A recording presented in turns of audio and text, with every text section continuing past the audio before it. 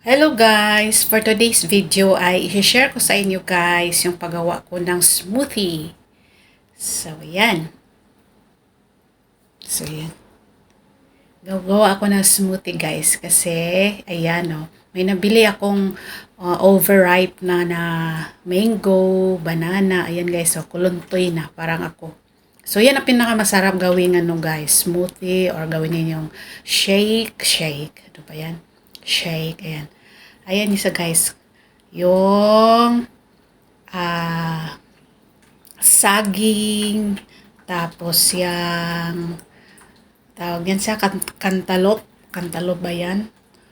Or ano bang, basta maraming, hindi ko alam kung ano talagang tawag niyan guys, yung para siyang melon yan, alala ko na, melon, ayan. So lalagyan ko pa sana yan guys ng carrots para mas siya, mas bongga. So wala man carrots guys. So yung tatlong klase lang. So yung pinakapang tamis ko diyan guys is yung sarili lang nila, yung tamis ng mangga, tamis ng saging, tamis ng pomelo. Ayan. So mamaya lalagyan ko siya ng gatas. So diyan kasi guys, maliit lang yung blender natin, o blender ko pala, na ginagamit ko. Hindi ko na nailagay yung gatas.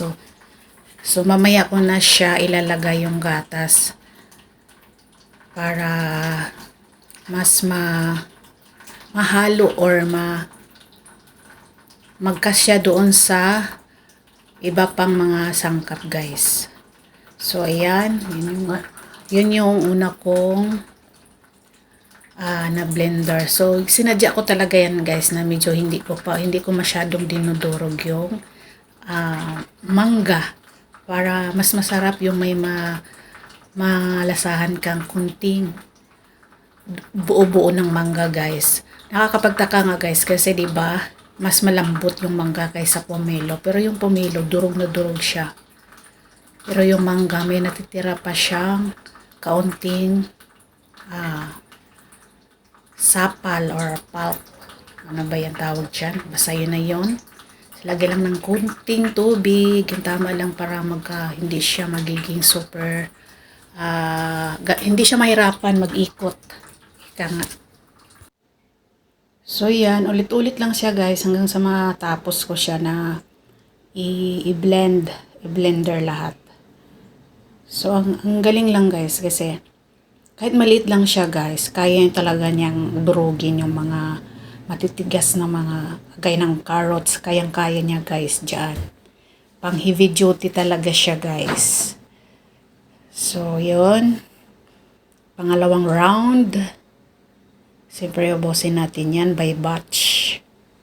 Hindi naman hindi kasi siya pwedeng lagyan talaga ng super dami kasi hindi niya kayang umikot pagka super dami ang ilalagay niya guys.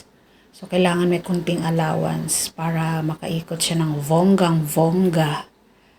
Ayan. Yan gustong-gusto yan ng mga anak ko yan guys kasi para na siyang kahit hindi mo pa nga siya lagyan ng gatas, creamy na siya. So 'di ba, sa bumili tayo din sa labas ng mga milk tea, mga titi dyan, o di ba, mga artificial flavor lang, more on sugar. Agoy, ginoo ko guys, hindi talaga siya nakakabuti sa katawan guys. Hindi siya para sa akin guys, hindi siya healthy. Taba lang makukuha natin guys kasi asukal siya eh. So tataba ka lang talaga ng tataba kasi binubuhusan mo lang yung katawan mo ng madaming asukal. Sa bawat pag-inom mo ng milk tea, yung mga inumin dyan sa labas. Kasi guys, yung prutas mismo, may asukal na yan guys.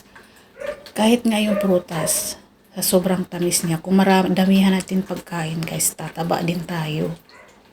So, how much pa kaya yung mga nabibiling mga inumin sa labas, na ang daming asukal, siyempre, nila, mga lang yun, kaunting kapiranggot lang na prutas ilalagay, tambakanan nila ng asukal, yung iba naman dagdagan pa ng mga powder na artificial flavoring ng halimbawa, mango.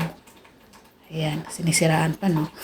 Hindi, sinasabi ko lang yung totoo talaga, guys. Kaya hindi ako fan dun sa mga iniinom na nabibili sa labas. Sa totoo lang, guys.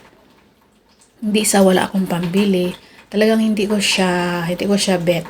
Sa totoo lang. Kaya, yan. Buti na lang ganitong buwan. Kasagsagan ng summer. Medyo bumababa na rin yung presyo ng mga kagaya ng mangga. Dati guys, mabibili yung mangga, umabot ng 320. Yung unang labas pala ngayon. Pagka yung pang shake, pang blend, yan, meron na siyang mabibiling 100 per kilo, 80. So, diba? Ang layo ng diferensya. So, ayun. Tapos, nakabili ako ng saging guys. Magkano ang lakatan ngayon? O, diba? Mag-aanuhan na tayo ng presyohan. Magkano kilo ngayon sa lakatan? 100 dito sa amin. Hindi ko alam. Tsaka sa inyo. 100. So, 100. Ay, nung nagpalingki ako guys, may nadaanan ako. Tumpok lang siya guys. Tag-3, 10. So, ang layo ng diferensya guys. So, bumili agad ako ng 4 na tumpok. 40 lang. So, kung kinikilo yun guys, halos sa mahigit 1 kilo na yun. So, magkano na yun? Mahigit 100 na guys. Nabili ko lang siya ng 40. O, diba? So, ayan. Natapos ko na siya. So, ilalagay ko lang muna yan sa ref. Tapos, pag kumain na or kakain na yung mga anak ko, ayan, maglalagay lang ako sa baso. Tapos, lagyan ng yelo. So, ayan na siya guys. So, ganun lang kasimple guys. Magiging practical lang tayo. Importante, malinis, maayos lang yung hinahanda natin pagkain sa hirap ng buhay. Yun lang. Bye!